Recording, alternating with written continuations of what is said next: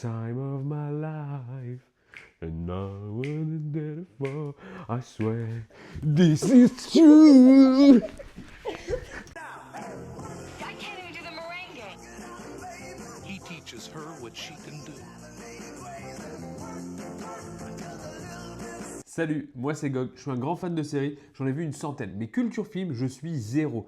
Alors cette année, j'ai décidé de changer ça en créant CTC, Construis ta culture. J'ai fait une liste de 60 films qui sont plus ou moins cultes et tous les lundis à midi, je te fais le débrief du film que j'ai regardé. Je les ai tous regroupés dans une roulette, la roulette des films, et comme tu l'as vu, aujourd'hui on est tombé sur Dirty Dancing. Dirty Dancing est un film sorti en 1987 réalisé par Émile Ardolino, que je ne connais absolument pas le travail. Mais ce film est très intéressant. Alors aujourd'hui, on est clairement sur le jour et la nuit. La semaine dernière, je te parle de Terminator, un robot tueur qui veut tuer Sarah Connor. Aujourd'hui, je vais te parler de Dirty Dancing, un film assez mielleux qui va te parler de danse, mais ce que je n'avais pas vu venir, c'est qu'ils vont parler de choses ultra sérieuses. Alors l'histoire rapidement, on va suivre Bébé, qui est une jeune fille qui est issue plutôt d'une famille riche. Elle part en camp de vacances avec ses parents et sa sœur. Là-bas, elle va rencontrer des danseurs, des danseuses qui, eux, viennent plutôt d'un milieu beaucoup plus modeste. Elle va aussi rencontrer Penny, qui est une danseuse, avec son partenaire Johnny. Et Penny, en fait, elle est enceinte. Et elle veut avorter aux États-Unis, dans les années 60. Ce qui est peu faisable, voire un crime, à leurs yeux en tout cas. Donc tu comprends bien que dans les années 60, pour Penny, du coup, on va arrêter la danse. Parce que là, elle doit s'occuper d'un problème beaucoup plus sérieux en tout cas. Et c'est là que Bébé intervient parce qu'elle dit à Penny, écoute, pendant que tu te soignes, moi, je vais prendre ta relève, je vais essayer de danser, en tout cas apprendre à danser aux côtés de Johnny. Et c'est au fur et à mesure qu'une relation va naître entre Johnny et Bébé. Ouais, Dirty Dancing, ça parle de ça.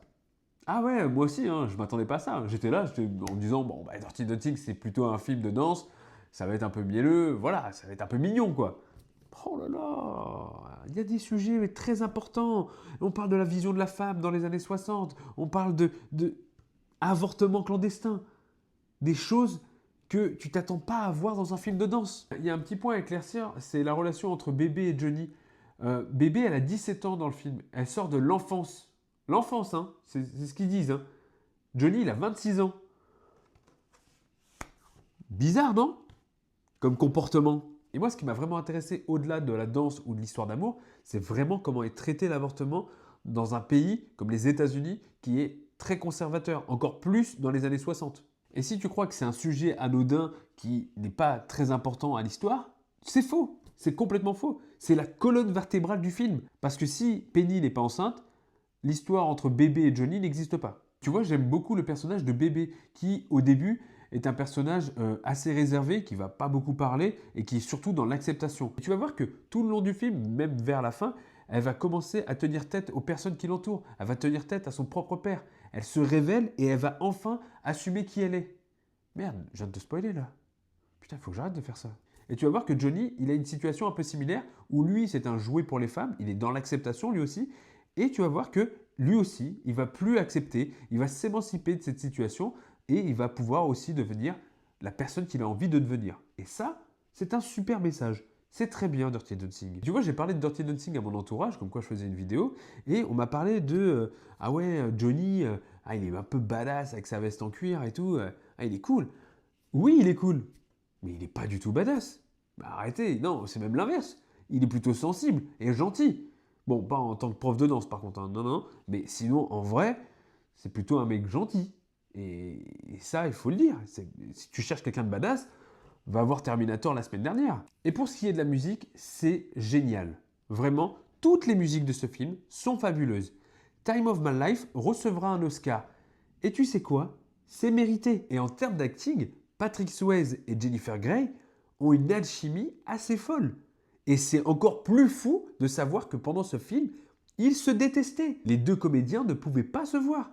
Patrick Swayze disait qu'elle était beaucoup trop immature et Jennifer Grey disait oui bon il est chiant, il est beaucoup trop dur.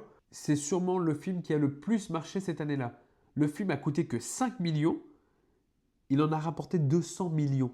Ça sera même le VHS le plus vendu à sa sortie avec près d'1 million d'exemplaires. Donc est-ce que Dirty Dancing est un film culte? Oui. Dis-moi ce que tu penses de ce film ou de mon analyse, j'aimerais bien avoir ton avis. Abonne-toi et like, moi ça me donne toujours de la force. Et moi je te dis à mercredi pour regarder cette série et sinon à lundi prochain à midi pour un autre film.